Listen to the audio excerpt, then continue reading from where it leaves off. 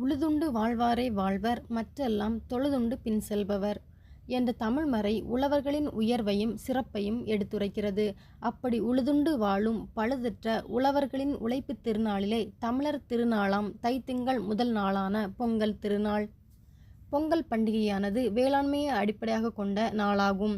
பொங்கல் அன்று விவசாயிகள் தங்கள் நிலத்தில் விளைந்த புது நெல்லை குத்தி எடுத்த பச்சரிசியை புதுப்பானையில் பொங்கலிட்டு தோட்டத்தில் விளைந்த இஞ்சி, மஞ்சள், கிழங்கு வகைகளை கரும்புடன் படைத்து நன்றி தெரிவிக்கும் திருநாளே பொங்கல் திருநாளாகும். பொங்கல் பண்டிகையானது தமிழ் கலாச்சாரத்தை உணர்த்தும் பண்டிகையாக விளங்குகிறது.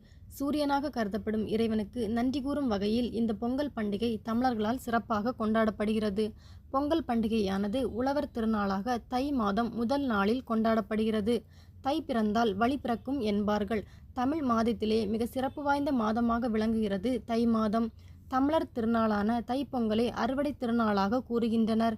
தமிழர்கள் எத்தனையோ வகையான விழாக்கள் கொண்டாடினாலும் முதன்மை பெற்றுள்ளது இந்த பொங்கல் பண்டிகை.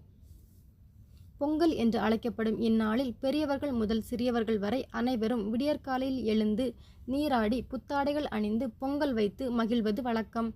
உழவர்களின் உன்னத நாயகனாக இருப்பவர் சூரிய பகவான். அந்த நாயகனை போற்றும் வகையில் இந்நாளில் கதிரவனுக்காக படையலில் வெற்றிலை, பாக்கு, தேங்காய் மற்றும் முக்கனிகளுடன் இஞ்சியும் மஞ்சளும் கரும்பும் அருகம்புல்லும் பூசணியும் வைத்து அனைவரும் கூடி புதுப்பானையில் புத்தரிசி இட்டு பொங்கல் வைத்து பொங்கலோ பொங்கல் என முழங்கி நெஞ்சில் நன்றியும் நேயமும் பொங்க விடியல் நாயகனை தொழுது வணங்கும் நாள்தான் பொங்கல் திருநாள்.